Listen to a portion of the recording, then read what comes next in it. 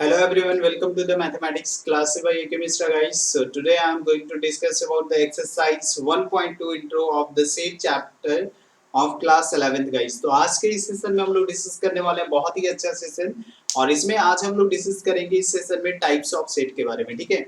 इसके बाद जो है फिर मैं एक्सरसाइज 1.2 का जो है सारा क्वेश्चन को डिस्कस करूंगा गाइस, राइट। ओके, तो अगर हम लोग बात करेंगे तो सबसे पहला सेट, जैसे मैंने सेट्स के बारे में पढ़ाया था पिछले सेशन में, तो जो भी स्टूडेंट सेट्स के बारे में नहीं जानते हैं तो आप हमारे प्लेलिस्ट में जाकर उसको चेक कर सकते हैं, क्योंकि एक्सरसाइज 1.1 का जितना भी इंट्रो पार्ट था वो सारा चीज मैंने प्लेलिस्ट में अपलोड कर दिया है और साथ ही साथ उसका एक्सरसाइज 1.1 का पूरा क्वेश्चन का डिस्कशन आपका सॉल्यूशन वहां पे प्रेजेंट है, आप हमारे प्लेलिस्ट में जाकर उसको चेक कर सकते हैं, राइट। तो चलिए आज के इस सेशन में यहाँ पे सेशन को स्टार्ट करते हैं। क्वेश्चन में क्या है, that is the empty set. So what is the empty set guys?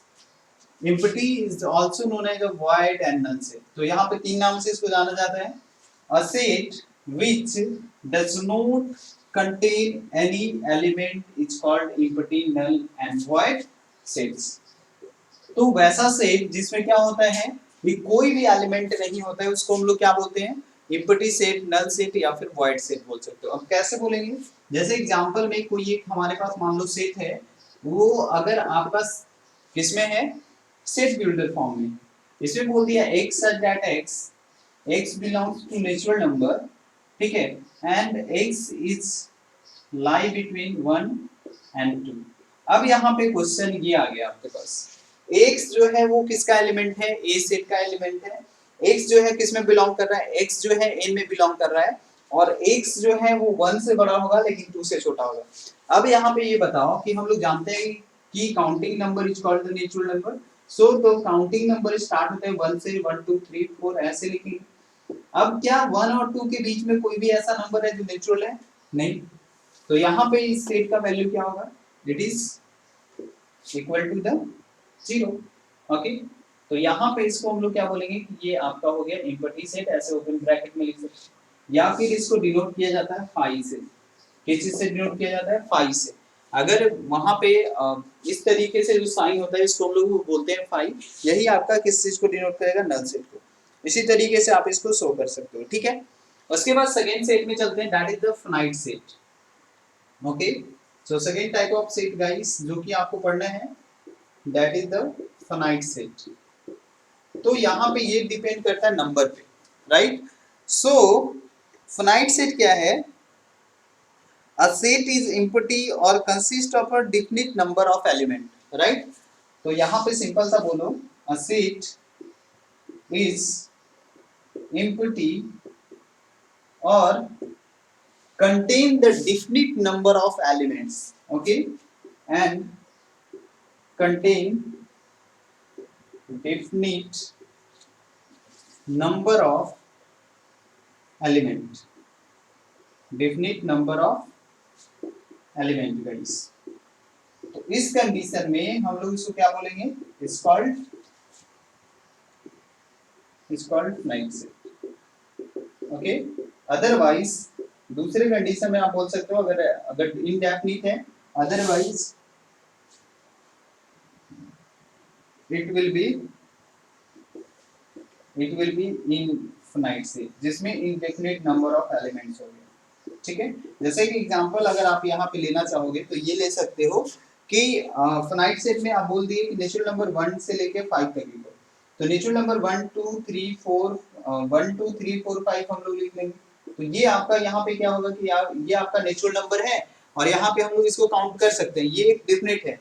लेकिन अगर बोल दिया set of the natural number, तो सेट ऑफ नेचुरल नंबर मतलब आपका 1 2 3 ये आपका कहाँ तक जाएगा ये पता नहीं है। तो ये आप हम लोग इसको ऐसे डिनोट करते हैं, यहाँ पे कॉमा के बाद 3 डॉटेड लाइन को इसको लिख देंगे। तो इस तरीके से ये आपका किसमें कंसीडर किया जाता है? ये आपका कंसीडर किया जाता है इनफिनाइट सेट में। तो ये एग्जांपल किसका हो गया? फाइनाइट सेट का, आप इसको लिख सकते हो। और ये आपका इनफिनाइट सेट का, infinite set. Okay, so everything clear? So everything clear? So please write yes in the chat box guys. Okay. अब चलो इसके बाद अब हम लोग डिस्कस करेंगे फाइनाइट और इनफिनाइट सेट के बाद, ठीक है। और जितने भी इनफिनाइट सेट जो होते हैं उसको हम लोग कभी भी डिस्क्राइब नहीं कर सकते रोस्टर फॉर्म में। जैसे set of the real number, ये सारा चीज को हम लोग जो है अगर पूरे तरीके से अगर डिस्क्राइब करना हो तो हम लोग इसको क्या कर सकते हैं, इसको कभी भी हम लोग रोस्टर फॉर्म में डिस्क्राइब नहीं कर सकते हैं, क्योंकि कितना एलिमेंट है, क्या आप इसके नंबर ऑफ एलिमेंट बता सकते हो? नहीं बता सकते हैं। तो यहाँ पे जितने भी इनफिनाइट सेट्स होते हैं उसके एलिमेंट को can not be represent in the form of the roster form. तो इसको रोस्टर फॉर्म में हम लोग रिप्रेजेंट नहीं कर सकते हैं, राइट। सेट बिल्डर फॉर्म में इसको हम लोग रिप्रेजेंट कर सकते हैं, okay, right. Next I am going to discuss about the what is the guys equal set. अब यहाँ पे ये मोस्ट इंपॉर्टेंट थिंग है। सबसे पहला चीज इक्वल सेट अभी हम लोग डिस्कस करेंगे,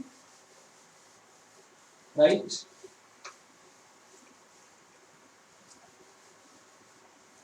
ओके, सो इक्वल सेट होता है क्या?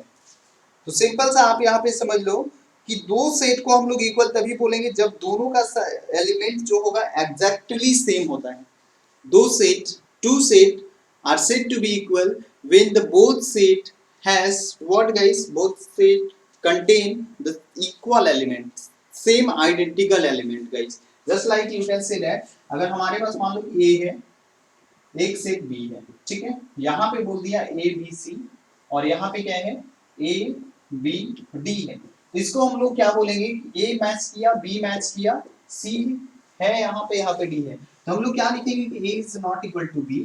लेकिन अगर ये दोनों सेट का पूरा एलिमेंट अगर आपस में इक्वल है तो अगर यहाँ पे भी C हो जाए, ऑर्डर से मैटर नहीं करता है, आपका ये भी हो सकता है BC, ये भी हो सकता है, तो इस कंडीशन में भी आपका ये इसके बराबर आ जाएगा। क्यों आएगा? क्योंकि यहाँ पे दोनों सेट का ये आपका इक्वल दिया हुआ है, right.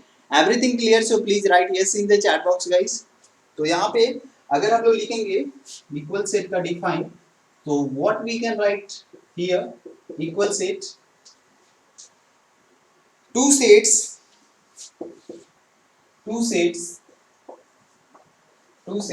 A and B are said to be equal if they contain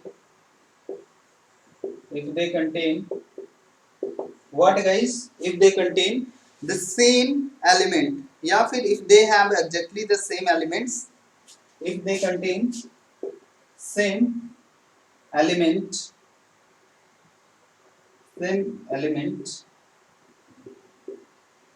so that's why A is equal to B।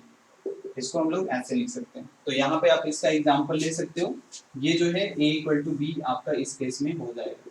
And it doesn't matter, आपका ऑर्डर तो मैटर करता ही नहीं है, ठीक है। तो ये आपको समझ में आ जाना चाहिए, राइट। Everything clear?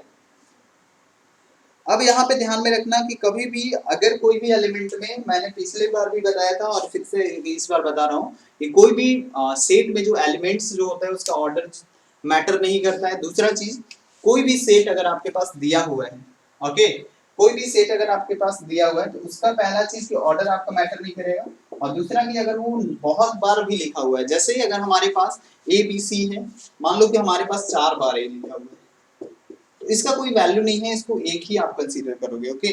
तो यहाँ पे इसका कोई वैल्यू नहीं होता है। तो यहाँ पे आप इस चीज का ध्यान रखना कि a set does not change if one and more element of set are repeated। तो उसका वैल्यू जो होता है वो आपका चेंज नहीं होता है, ठीक है, राइट। तो यही था इतना सेट, इतने ही सेट पे आपका पूरा का पूरा एक्सरसाइज जो है वो आपका बन जाएगा गाइस। एक्सरसाइज 1.2 का पूरा क्वेश्चन। तो आई होप ये समझ में आ गया। इसके बाद नेक्स्ट सेशन में हम लोग डिस्कस करेंगे एक्सरसाइज 1.2 का सारा क्वेश्चन। तो आप हमारे साथ जुड़ना नहीं भूलेंगे। और अगर आपको लगता है गाइस कि ये वीडियो बिल्कुल आपके लिए हेल्पफुल है तो वीडियो को लाइक करिएगा, अगर चैनल पे नए हैं तो चैनल को सब्सक्राइब भी करिएगा, राइट। एंड अगर आपको लगता है कि ये वीडियो किसी और के काम आ सकता है, बिल्कुल आप इसको शेयर करिए मैक्सिमम लोगों तक, ताकि इसका बेनिफिट्स और भी लोगों को मिल सके। तो चलिए मिलते हैं नेक्स्ट क्लास में। Bye bye, take care, best of luck, see you in the next class. Thank you guys.